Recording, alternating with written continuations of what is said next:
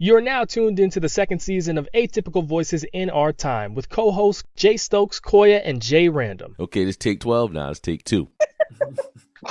Welcome to the AVIOT podcast, y'all. That's AVIOT. What's going on, everyone? This is the AVIOT podcast. I am your gracious co-host, Jay Stokes, joined by Jay Random, and we have a special guest in the house, Miss Jess. She's taking over today for Koya, who is absent. We are so sad about that. But how are you doing, Jess? I'm great. Just working through it. Awesome. So we have some pretty heavy topics for tonight. But first off, I want to wish everybody out there a happy Halloween because this is going to be released on Saturday. Jess, you have young children at home. Will you be trick-or-treating this year? No. I don't believe in Halloween. Oh, you don't believe in Halloween? Not that I don't believe in it. It's just like, I don't know. It's just another way to go spend money. And my children, they don't eat candy like that. So they don't get like toys for Halloween. Oh, okay, I got you. I hear you. I got you. Random, you doing anything for Halloween? No, man. No, not at all. No, I ain't 17, so I won't be doing anything. Turn off my lights, nobody won't ring on my doorbell. That's about it. I don't want to be bothered. But the thing is, they still ring on the doorbell with the lights off. I don't exactly, because they get their hopes up. That's why. But the thing is, like, even with the pandemic, they're wearing masks. So is that technically safe? Mm-hmm. You know what I mean? It's that candy transfer, man. That ain't safe. No. Very true. That candy transfer. That's the problem. It's that transfer of once you touch something and somebody has something. I think kids should just really just. Just make them a little Halloween basket and keep it moving. And the kids don't need all that daggone candy anyway. Exactly. For what? You go to the dentist the next day? Like, come on. And then they're going to be diagnosed with ADHD for eating too much. So true. Pretty much. Speaking of issues of the mind, I wanted to start off this conversation talking about Mr. Jared Kushner. Now, Jared Kushner, he is President Trump's son-in-law, and he made some very interesting statements lately. I'll just read part of it. He was pretty much criticizing the Black community, and he said, and quote, President Trump's policies are the policies that can help people break out of the problems that they're complaining about, but he can't help them be successful more than they want to be successful. What? And he also criticized Black people, saying that they are complaining about their condition in America. Wow. Yeah. So what are y'all thoughts on that? If we're protesting, that means that we're complaining. We're protesting because we're getting shot, and we're complaining. Like, we can't breathe. And we're complaining that we can't breathe because we got knees on our neck. Coming into our house while we sleep, shooting us up, killing us, and say, oh, my bad, but we're complaining. I mean, I don't know. Yeah. I guess that in 2020, that's the new complaining. Yeah. Random, you got anything to add? No, I mean, she has a point. The bad part is, I guess, is how the word complaining really bothers me, because to me, it just seems like another white person just totally disregarding the fact that systemic racism exists. You know, and they're not even looking at the fact that systemic racism exists, and for them, meaning the white people, they don't even have to work as hard as we do to get far at all. Let's just be real. And it's funny how they really believe, majority of them believe that they're here or they're in a position because they worked hard. It's like, no, it's about who you know. You know, it's about who you know. And for him to say they complaining, what are we complaining about? Like Jess said, what are we complaining about? The fact that walking while Black is a crime, running while Black is a crime in your neighborhood. I mean, the list goes on. You know, nowadays. On our back. Yeah, exactly. So nowadays, it's right in the hospitals as soon as these Black and brown infants are born. Mm-hmm. Yeah, I mean, healthcare is something else. You experiencing racism. Yeah. They treating you different than them white babies because it's not a lot of white babies being born. So you got to handle those with care. You see that, right? And then the women dying, right? dying by giving birth because their insurance didn't cover certain procedures. Or they're being ignored. Doctor, I feel this pain. No, you don't feel that pain. Doctor, what kind of insurance they got? State insurance? Oh no, yeah. You gotta wait. Yeah, exactly. So no, I personally didn't like your headphones again. Read them your headphones again. Yeah. Yo, we just talked about this before the show. We were just saying that as soon as the Zoom meeting starts, his headphones gonna start acting up. Now exactly. Acting up. Crazy, right? The recording. Exactly. Once we start recording, all right. So what I'm gonna do is we're gonna pause this real quick. I'm gonna take my headphones off and use no headphones. Okay, that works. And see how that sounds. Okay, so that's cool. But I'll go back to Jess real fast. So with remarks that are made by this, you being an educator, right?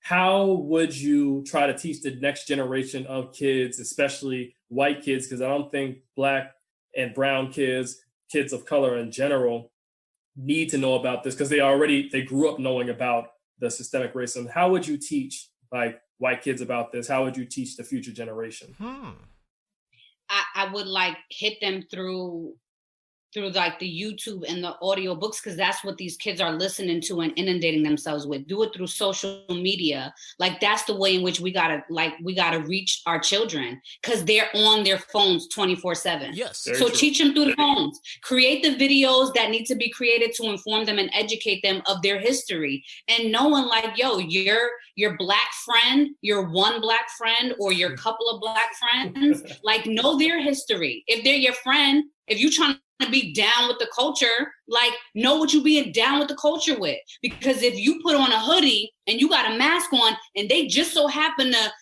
mistake you for a Black boy and you get shot, your mother and your family going crazy. If you white. Yeah. Message. Don't be down with the culture when it's convenient. Opt-out boys. We're complaining. We're complaining about the target on our back. But it's cool for y'all to be down when it's convenient. Okay. Yeah.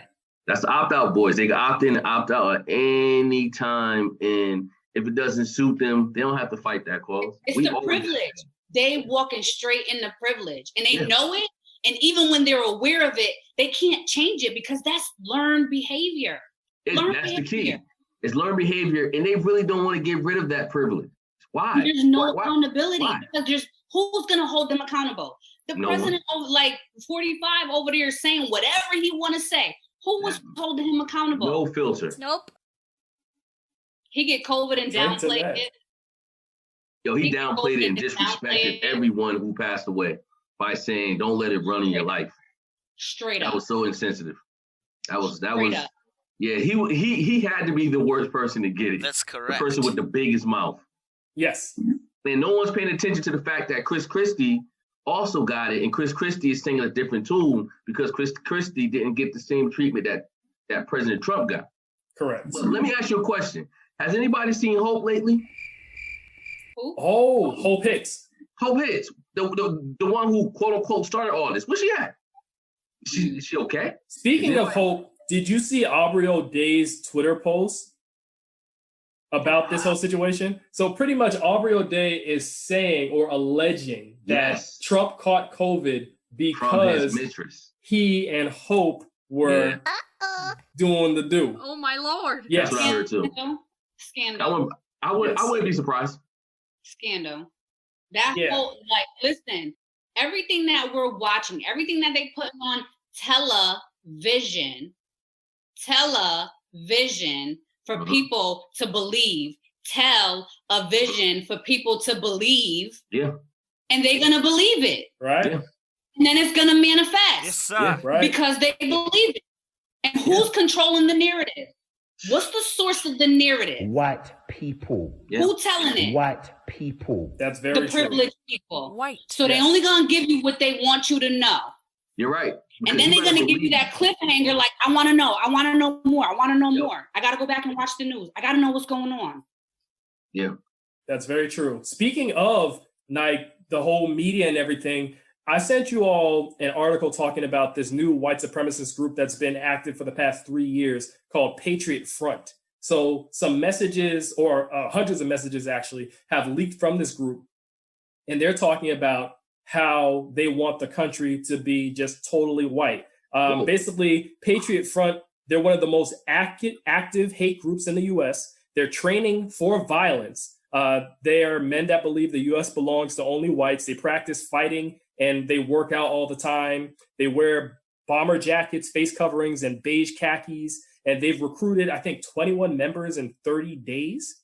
That is crazy. 21 new members in 30 days. Yeah, what? Yeah. Who's talking about this on the news? Exactly. These are the things that need to be leaked out to the press. These are the things that people need to know about, because if not, then these undercover operations will keep on happening. And then you're going to get a lot of these big time, maybe the Dylan Roof shooting, more of that would happen, right? Yeah. Or you'll get more mass shootings of unarmed Black individuals. You'll get white supremacists infiltrating the police force, as we've seen by an FBI report that has actually happened. So this is what needs to be brought to the forefront. And Jess, when you talk about social media, you talk about media, I think that even though people have their First Amendment rights, things like this shouldn't be allowed to happen. Patriot Front and different organizations like it should not be allowed to exist, because they can.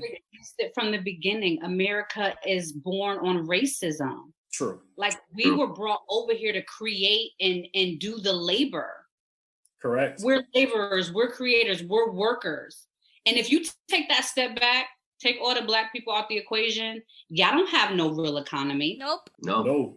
Who's creating stuff that we need? We problem solvers. We making a whole meal out of eggs and milk. A whole meal. Right?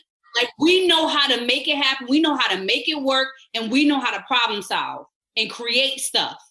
That's very true. In fact, I was actually watching a video before we got on, and this gentleman, I forget his name, but I'll put him in the playback. He actually said that Blacks in the United States are responsible for America's wealth. By 1840, cotton was virtually 60% of all U.S. exports. The United States was getting rich on free labor. Maryland made it a crime to possess anti-slavery publications, 20 years in prison, just for having the publication. And not only that, because the production of cotton, sugarcane, what have you, but not only that, but reparations. You know how we have this talk about reparations? Did you know that reparations were actually paid to Southerners after the Civil War? Oh, come on, man. What the heck? Why? Because I think they paid. I think it's because Abraham Lincoln talked about like something with grief. And when you think about every argument you have ever heard about reparations for slavery, every single argument you've heard, I'd ask you this. Have reparations been paid? Does anybody know? Because Abraham Lincoln paid over $1 million to Washington, D.C. slave owners after the Emancipation Proclamation for lost property. Reparations for slavery have already been paid. They've just been paid to the white slave owners. In the middle of the Civil War, Abraham Lincoln does another act of affirmative action, giving 50 million acres of formerly indigenous land to white settlers, and another 100 million acres to the railroads. Something to do with their hardship, but yes, Southerners were paid reparations after the Civil War. Wow. That's crazy. But anytime we talk about reparations, did it go to an organization or did it go to individual people? It went to families. Oh, that's bullshit. Yes. That's not cool. That's not cool, because anytime we talk about reparations, is a problem. And they act like they're giving us a handout. You're not giving us a handout. You're giving us what's owed to us. Right? But I still don't even understand. I just hear reparations. Who is it going to? And how much? You giving $1 billion, if there's 400 or 40 million Black Americans, right? If that's the population and you got to divvy up $1 billion out of 40 million, what am I getting? An income tax refund? That's it. And I'm calling that reparations? Nah. That's it. So there was a breakdown that was listed on who would get it so that Rachel Dolezals of the world wouldn't end up with the money. So basically, you would have to trace at least one of your parents, one of your ancestors back to chattel slavery in the U.S. And you have to have classified yourself as African American, Black, Negro, or colored within the past 10 years. So that's pretty much the basic criteria. You have to trace that back, and you have to have that identification in order to receive reparations by the criteria that a lot of the scholars are using nowadays. Okay. It's a stimulus check. It's the income tax refund. Well, it's definitely a stimulus check if they trying to give us $1 billion. Black people, household, or pocket, like in their bank account. The only problem is, I think if you did give reparations, and I'm not trying to use this as an argument against it because, we need the money. But I think if you did do it, it would bankrupt the country because that's too much money that has to be paid to Blacks in this country. Yeah. You know what I mean? And then if you really want to be serious, Britain owes us money too. Great Britain, they owe us money also. Anybody who had a hand in chattel slavery in the US, they owe us money. Oh, yeah. Yeah, imagine getting it from Britain. And then Britain owes a lot of people because they owe, Nigeria, Ghana, Jamaica. You know what I mean? Then you got to go to the Dutch, the Germans, the French. They owe a lot of people money. So how the hell they're solving it? I'm sorry, how the hell they're making it? They owe so many people money. Well, they just don't want to pay it back. The thing is, they pay it back. The ceiling just keeps growing and growing and growing and growing. Oh, you mean like our debt to China? Money is an illusion. Money is an illusion. It is. It's fiat. It's fiat. It's all imaginary. Internet crash, all those numbers go to hell. What they gonna say? They're going to hell now. 900 today. What's going to be tomorrow? I mean, shit went from 28. Let me tell you when I'm a believer in reparations. Okay. When they say every Black American that has a college degree, your student loans are forgiven. I want that. I want that. Please. Yo. Please. I could use that. I like that. Definitely. That's my tinfoil hat there. I like that. I like that. But come on, something that's tangible, right? If we've invested, we got these loans that y'all want to give us the reparation through that. Yeah. Then you'll have white Americans who got student loans pissed off. Yeah, that's very true. Rightfully so, that's what we need. Y'all need to be pissed off. Yeah. But you know what the sad thing is, though? Well, not sad, but it's a mix of emotions. The thing is, if you give Black Americans reparations, you talk about Wakanda's going to be popping up left and right all over the country. And people are going to be like, what? And that's sad in a sense because you think about the potential that is there for Blacks to succeed. And you know us, we're so benevolent. We want to help other people. We're probably going to grab other people and be like, hey, you can come into our society. You can invest with us. You can be with us. You know what I mean? So it's like, you going to have all these cities. You talk about Tulsa, Oklahoma. You talk about, was it Redwood in Florida? Rosewood. You talk about Rosewood in Florida. Yeah. You talk about all that. We're going to have hundreds of those popping up all over the place. I'm not the type to subscribe to the idea that we're just going to buy Gucci, Louis, and Birkin bags. I don't think that we're all going to do that. I think I know I'm not. Yeah. I know you guys aren't, so that's 3 already. But I'm gonna be honest with you. We need financial literacy. We need financial literacy in the Black and brown communities. We need to know what to do with the money that we're earning because our purchasing power. If we stop buying, and it's not even the expensive designer stuff, right? Mm-hmm. If we just stop buying from these chain stores and we start buying from each other, right? If I could hire a Black chef that's gonna come in and cook my food, that has a farm and is growing their own food, and we start producing and farming and cropping our own food, that right there is taking purchasing power away from the economy. Yeah, true. The Black and brown spending dollar, we just giving out. And what are we paying for? Convenience, because that's what we're being sold. Yeah, that's what we're being sold. That's very true. And trying to get ahead. I gotta look like this. I gotta wear these lashes. I gotta put this weave on because nobody's gonna take me serious with my natural hair. Nobody's gonna take me serious with dreads. Like all of these things that we've been conditioned is taking away from us cash flowing stuff, saving money, building the bank, building the wealth. Yes, sir. We're spending more money on looking good. Yeah. Right. We're not investing it. No. We're definitely not investing it in our own. And it's not radical for you to say that either, Jess, because you look at the Korean community, you look at the Chinese community, look at the Indian community. Yeah. They spend with their own and they're able to build up. But where do they set up shop? In the Black and brown communities. All day. And who's spending the money? The Black and brown people. Mm-hmm. Yeah. And who getting it? Not us. Damn. Yeah. Because isn't it sad? If you think about it, why don't we own hair stores like how the Chinese people? I don't know any store unless it's online. Loans. Yes. Voter suppression. Good point. Voter suppression. Very good point. Small business loan suppression. Yes. Yeah. Even if your credit is A1, you're Black and brown. Oh, your business is probably not going to last that long. Yeah. Mm-hmm. Yeah. But then also you think about it like this. I hate to say it, but sometimes, we also want a discount. Like, that's with a our problem own, too. right? Huh? That's how they with get our us. own, right? Yeah, with our own. We want a discount. Like, yo, just because I'm you and you me, we the same. Yo, there's no discount. You ain't asking her over there, the Korean person or the Indian person for the discount. You got to pay the full price.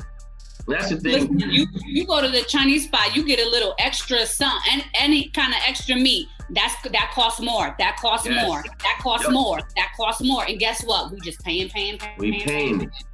Yeah, but then we look at our own like, hey, well, I can't get a discount. No, it's a business. So, but that's the problem. We don't know our value and worth. We don't know our value. Producing what we're able to give. Yeah, that's very true. Now, Jess, I want to circle back to something you said before. You were saying something about, I think, the courts or feds or government. You were saying something along the lines of that. I don't remember exactly, but it sparked my interest in talking about this topic with Supreme Court Justice Brett Kavanaugh. Now, I know you said you didn't want to discuss this, but just briefly, because I feel it's very important. So we know that Amy Coney Barrett, who we talked about on the last podcast episode, she's pretty much going to get a Supreme Court seat, much to our dismay. But Supreme Court Justice Brett Kavanaugh, so these are all people that Trump is bringing into office. So Brett Kavanaugh's in office and Barrett is about to be in office. He actually is questioning the legitimacy of many mail-in ballots, and he's trying to have this, mandate where mail-in ballots that are received after Election Day, even if they're postmarked before Election Day or postmarked on Election Day, they won't be counted. So this is going to possibly sway the way that the election works. The sad thing about this is, and the irony about this is, that Amy Coney Barrett, Justice Kavanaugh, and Justice John Roberts, who also serves on the Supreme Court now, were all part of George W. Bush's 2000 election legal team. And they argued that ballots arriving late during the election without postmarks, which were thought to benefit President Bush during the time, must be counted in Florida. And this is what helped President Bush get that election. But now he's talking about states want to be able to announce the results of an election on election night or soon as possible thereafter. So ballots that are postmarked on election day but received after election day, he's trying to say they need to be discounted. So I'm just saying, look at the, what is it called? What's the word I'm looking for? The hypocrisy. The hypocrisy there, right? And it also brings to light this idea that these people are being selected systematically and they're strategically. Kavanaugh was part of Bush's legal team. That's why he was selected. Barrett, who doesn't have much legal knowledge or He's only been a lawyer for 3 years. Exactly. I want to say legal knowledge, but she doesn't have that much experience in her field. She's selected too because she was part of Bush's legal team. So I'm saying Wow, it's crazy how all this comes full circle. So what do you both have to say about that? Jess, you go first. In the White House. Look who's sitting in the White House. Is he experienced? No. Does he have the credentials to be a president? No. So why would anybody that he hires have to have that same standard or criteria? That is true. Right?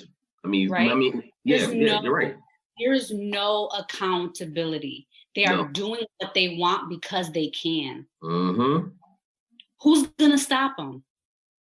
No one. Who's gonna stop them? And you can bring up all of these questions and you can question all of these things, but at the end of the day, all of that is just a distraction. So now we know that these mail-in votes might be discounted. So the people who don't go out because they don't, out of fear of getting COVID, they're not gonna vote. That's just another means of voter suppression. That's correct. Yes. Yeah. Right? No. So now it comes out and now we know, but we've been knew that. No. Right? Yeah. It's just in a different form. All of these things are just different forms of the same thing. We already know it's a circus. We already know that it's a wrestling match. It's the same dance every 4 years or every 8, depending on who's in office for however long they get in office and stay in office. It's that song and dance, us versus them, me, like blue versus red. We're always in competition. And competition has become entertainment. So that's like the White House and the government and politics have become entertainment. Look who's sitting in the office, the entertainer, the money man. Mm-hmm. He knows how to sell entertainment. No, he does. The money man. Yeah, you're right. I'm not surprised though. His father gave him a small $1 million loan. Who getting small $1 million loans? A small $1 million loan. The same way that he's seeing $1 million as small, the same way he downgraded him getting COVID. True. Yeah. That's a good point. And you discount and devalue anybody else's experience outside of yours. It's the narrative and its perspective. Yeah. I got another thing to add to this too. Justice Kavanaugh also wants the Supreme Court to be able to overrule state courts on their own election laws. What? So Barrett gets in. If Barrett gets in, there's a good chance that they could try to work this election in Trump's favor. Oh, of course. Listen, Trump already says he wants the election to be announced on election day. It's like, dude, come on. Do you know how many elections, just regular state elections, that it takes like a week or so because ballots are just coming in? Mm-hmm. And also, the people that he's selecting these people because I believe that he knows that if he does lose, he's going to get indicted. Yes. For all these charges that they're waiting to indict him on in New York. I'm not sure if it's Florida, but I know New York is definitely gunning for him. So, of course, he's going to try to have the Supreme Court probably hear his case and somehow get off. We already know. I mean, everything he's doing is strategic. Everything he's doing is a play. He knows. Say that again? Say, Jess? It's a plan. Yeah. Right? All of this is part of the plan during election season and all of that, right? Yeah. We know how to manage the flu. And it's like we're looking for this vaccine. All of this is just like we're closing schools down. We need to close the economy back up. Trump got COVID. How convenient during election season. Yeah. I thought it was going to be worse during election season. I can't believe it's not. Like, I thought this was going to shut shit down, like, completely. But it's funny, though, because Trump is basically saying he's tired of hearing about COVID. He's tired of hearing about it. He's tired. Like, let's move on. Okay. Is it going away? Oh, he says it's going to go away after November 3rd. You're kidding, after November right? 3rd, no one's going to talk about it no more. That's a lie. The people still going to die. I have 3 people that I know that got COVID, and it was literally like the flu. When you get the flu, the stages that you go through, that moment where you feel like, oh my God, like I feel like I'm gonna die, right? Then when you get the flu and you go through those stages, and then after it, you got that lingering cough. Everybody that like the COVID goes away, they go through their 2 weeks, they got that lingering cough. And I'm not discounting or discrediting anyone that lost their lives to COVID. Rest in peace, right? But from the place of like, was it COVID, right? Because the hospitals are getting money for people who are passing away from COVID. What? Really? Uh-oh. I didn't know that. Yes. I never Every death that is reported as a COVID death, the hospitals are getting paid. Wow. There's so much money out there for COVID relief. Everybody got their hand out for it. Well, I wouldn't be surprised. So do you think, all right, and I'm not trying to play anybody on the spot, do you think then that gives hospitals more of an incentive not to properly treat patients? If they Black and brown, how many people passed away that were Black and brown from COVID? Well, this is the thing too, Jess. I agree with you, but I think also because I know people who actually got COVID, who had COVID, and the hospitals don't even want you in. Like the hospitals send you home. And I think about Connecticut. So we think about like Connecticut, how the hospital beds, how that number is going down, is because they're not allowing nobody in. They're allowing you to go home with COVID and expect for people to actually stay in the house. Like, of course, you're going to stay in the house the first 10 days or so because COVID got you beat. You can't breathe.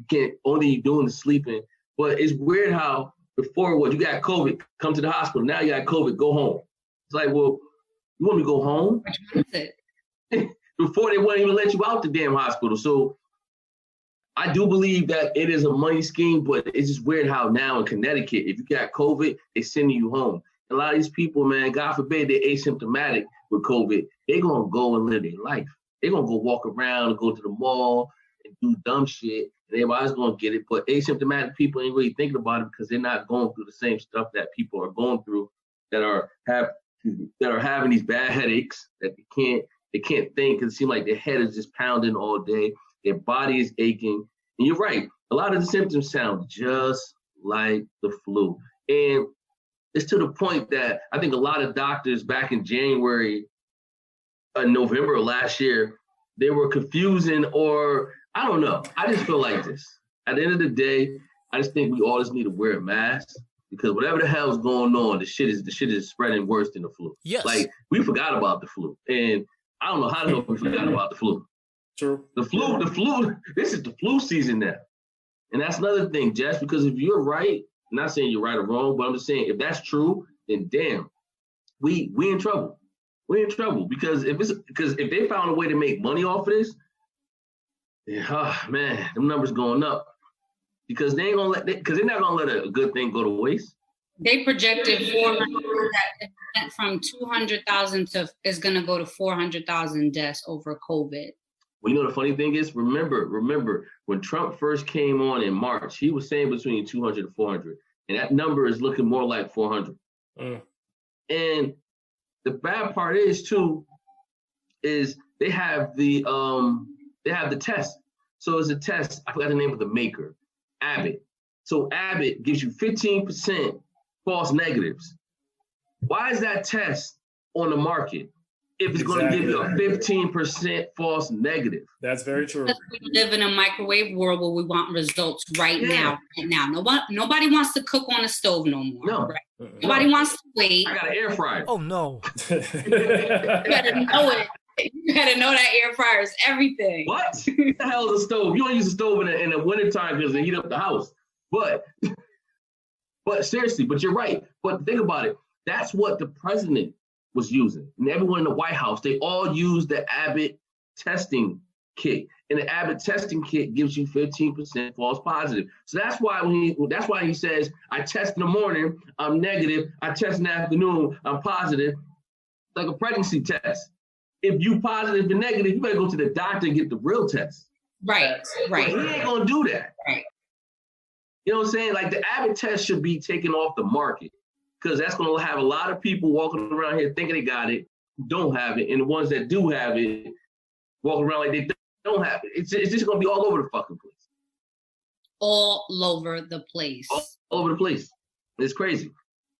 Abbott, seriously, that should blow. And now for a quick commercial break. Hey guys, as you can hear, we are unapologetic in our opinions. We may be politically incorrect or possibly wrong, but don't knock us for being ourselves and saying what many are too afraid to admit out loud. Anyways, if you have any thoughts or questions about our show, email us at chemistryproductions@gmail.com. That's K3MISTRY productions@gmail.com. We'll be sure to address whatever you have to say. I'm just going to say, so speaking of all over the place, just to switch gears real quick, I just wanted to mention, because we talked about the SARS in Nigeria last week, which is the Special Anti-Robbery Squad or unit, I believe. I know I'm butchering that name. Sorry, it's escaping me right now. But there was another shooting that happened in Cameroon recently also. I want to mention that since we're standing with our Black brothers and sisters abroad. And in this shooting, 7 students died. They actually went to a school called Mother Francisca International Bilingual Academy. And these individuals went into the school, killed 7 students and 12 were injured. The gunmen stormed this school in Kumba, which is a town in the country's Anglophone region. Yep. The Prime Minister of Cameroon, Joseph Dion Nagute, he condemned the attack. And people believe that the group responsible for this is a separatist movement.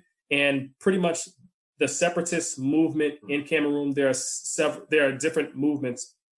And they advocate a separation between English-speaking and in Cameroon, the English-speaking Cameroonians from the French-speaking part of Cameroon. So pretty much they're fighting over Cameroonians speaking either English or French. And that's the reason for this whole debacle. This is the reason for all of this unrest. Yeah, Cameroon has actually been undergoing a civil war for quite a bit of time, but people haven't been paying attention to it. Obviously, we have our issues going on in America with Blacks over here, but I definitely want to send my condolences to the individuals out there and just let you know that we stand with you and we support you out there. So I just wanted to mention that.